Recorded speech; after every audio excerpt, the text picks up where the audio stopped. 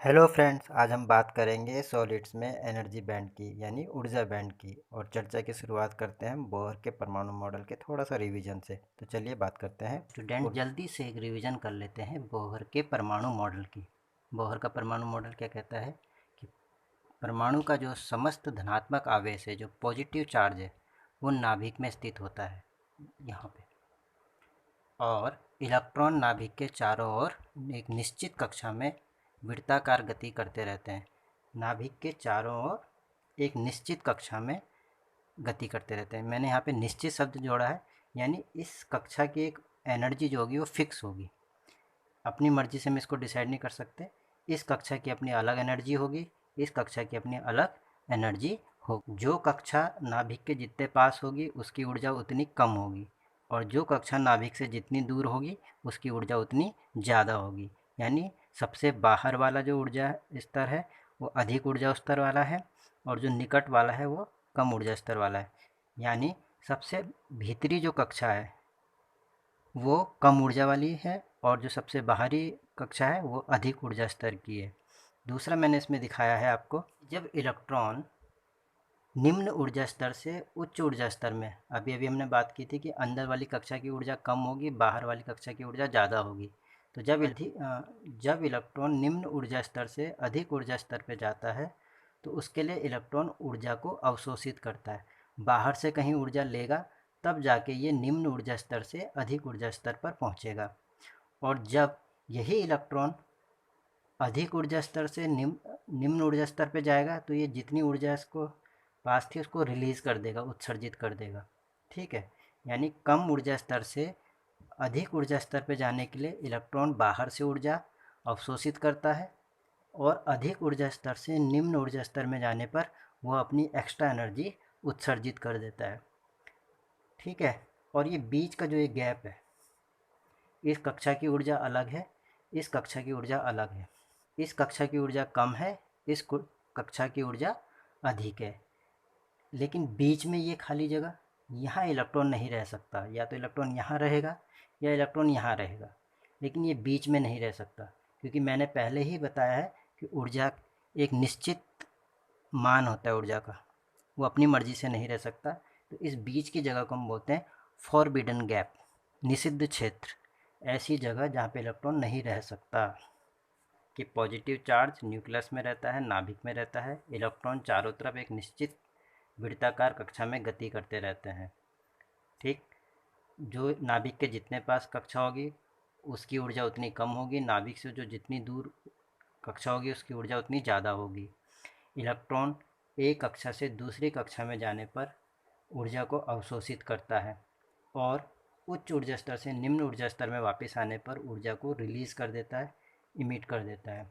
बीच का जो ये दो कक्षाओं के बीच का जो एनर्जी गैप है, ऊर्जा का जो अंतर है, यहाँ इलेक्ट्रॉन नहीं रह सकता। इसको हम निषिद्ध क्षेत्र या फॉरबिडन गैप कहते हैं। इस गैप का मान कितना होता है? दोनों कक्षाओं के बीच के अंतर के बराबर, E2 माइनस E1। माने यहाँ इस कक्षा का मान की एनर्जी E2 हो और इस कक्षा की ऊर्जा E1 हो, तो ये बीच का जो गैप है ये E2 माइनस E1 होगा। मान लें यहाँ पे 5 इलेक्ट्रॉन वोल्ट ऊर्जा है, यहाँ की 3 इलेक्ट्रॉन वोल्ट ऊर्जा है, तो ये बीच का गैप कितना हो गया? 2 इलेक्ट्रॉन वोल्ट। यानी जब तक इलेक्ट्रॉन को ये 2 इलेक्ट्रॉन वोल्ट ऊर्जा नहीं मिलेगी, ये यहाँ से यहाँ नहीं आएगा। ऐसा नहीं हो सकता कि इसको 1 इलेक्ट्रॉन वोल्ट ऊर्जा मिल जाए और ये बीच तक आ जाए। ये निषिद्ध क्षेत्र है। के एक उदाहरण से इस इलेक्ट्रॉनिक विन्यास को समझते हैं। सिलिकॉन हमने यहाँ पे इसलिए लिया है क्योंकि ये आपको अर्धचालक वाले जो चैप्टर है उसमें भी मदद करेगा। तो सिलिकॉन का जो आपके पास एटॉमिक नंबर है वो है 14। तो हम अष्टक नियम से जानते हैं कि पहले वाले कक्ष में कितने होते हैं? 2, तो हमने 2 इलेक्ट्रॉन रख दिए।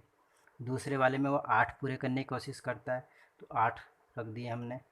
अब हमारे पास कितने हो गए? 10, बचे कितने? 4। तो 4 आपके सबसे लास्ट वाले में।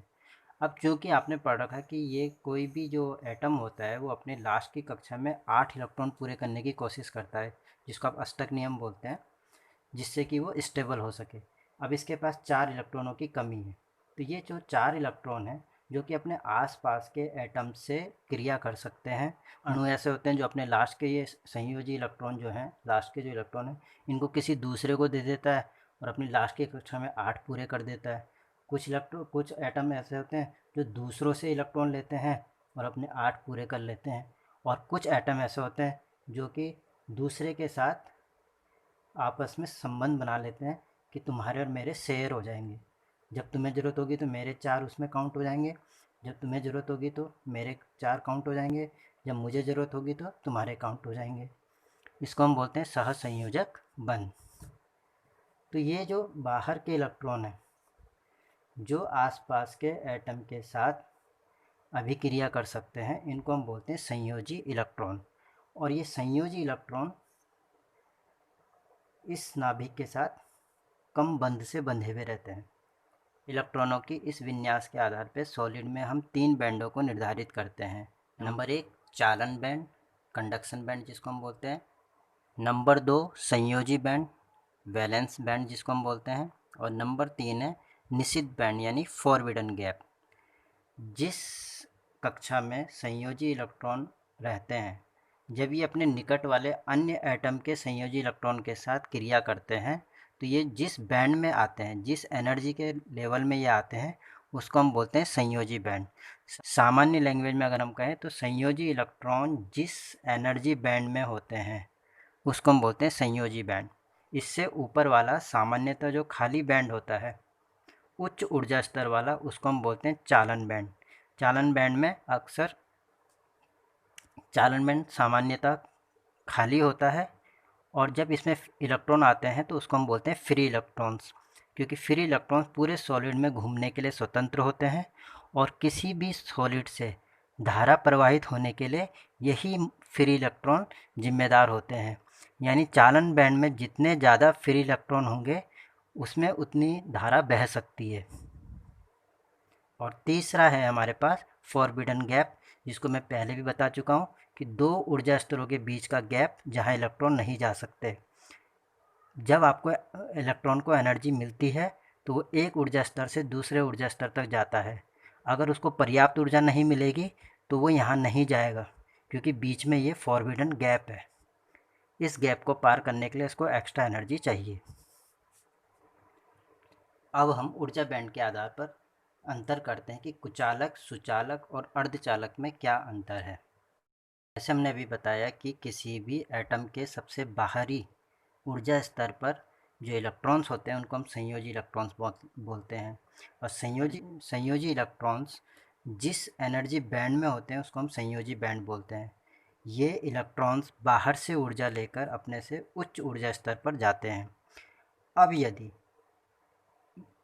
निम्न ऊर्जा स्तर संयोजी बैंड का जो ऊर्जा स्तर है और चालन बैंड का जो ऊर्जा स्तर है, इनके बीच में गैप बहुत ज़्यादा हो, यह एनर्जी गैप 3 इलेक्ट्रॉन वोल्ट से ज़्यादा होता है, तो संयोजी इलेक्ट्रॉन्स बाहर से ऊर्जा लेकर चालन बैंड तक नहीं पहुंच पाते हैं।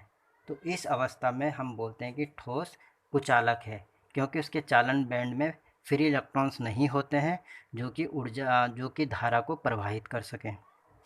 तो कुचालक वो हैं जिसमें कि संयोजी इलेक्ट्रॉन्स बाहर से ऊर्जा लेकर चालन बैंड तक नहीं जा पाते हैं, क्योंकि उनके बीच का जो एनर्जी गैप है वह बहुत ज़्यादा होता है, 3 इलेक्ट्रॉन वोल्ट से भी ज़्यादा, और इसलिए इनका चालन बैंड हमेशा खाली रहता है। इसमें कोई भी फ्री इलेक्ट्रॉन्स नहीं होते हैं, इसलिए इसको हम बोलते हैं कुचालक, क्योंकि इसमें से धारा प्रवाहित नहीं हो सकती, क्योंकि धारा प्रवाहित करने के लिए आपके पास फ्री इलेक्ट्रॉन्स होने चाहिए। संयोजी बैंड तो है ही, जिसमें कि आपके संयोजी इलेक्ट्रॉन्स हैं, और जो चालन बैंड है वो ठीक संयोजी बैंड के साथ ही मिक्स है। यहाँ पे बीच में आप देख रहे हैं कोई भी एनर्जी गैप नहीं है। ये चालन बैंड है और ये संयोजी बैंड है, यानी चालन बैंड और संयोजी बैंड एक दूसरे के ऊपर ओवरलैप हो गए, अतिव्यापित हो गए, दोनों मिक्स हो गए। तो यहाँ के जो इलेक्ट्रॉन है संयोजी इलेक्ट्रॉन, इनको अगर हल्का सा भी एनर्जी मिल जाती है तो तुरंत चालन बैंड में पहुँच जाते हैं।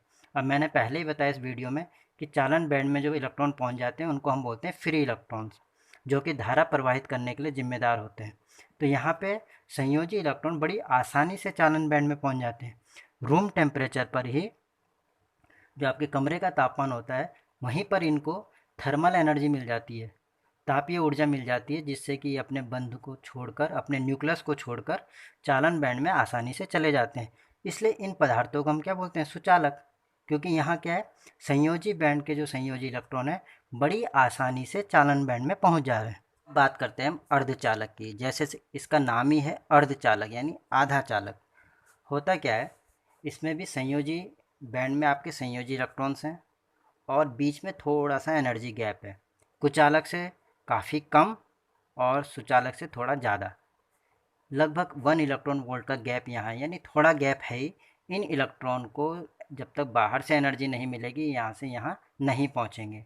तो जब तापमान बहुत कम होता है तो इनको थर्मल एनर्जी नहीं मिलती है, इसलिए बोलते हैं कि परम शून्य ताप पर अर्धचालक एक कुचालक की तरह कार्य करता है। यानी टेम्परेचर जब बहुत कम है तो इनको थर्मल एनर्जी नहीं मिलती है, जिससे कि इलेक्ट्रॉन यहाँ से उठकर चालन बैंड में पहुँच जाए। लेकिन जैसे ही हम अर्धचालक का टेम्परेचर थोड़ा सा बढ़ाते हैं तो इनको एनर्जी मिल जाती है, पर्याप्त एनर्जी मिलेगी तो इलेक्ट्रॉन यहाँ से उठकर यहाँ चले जाएंगे।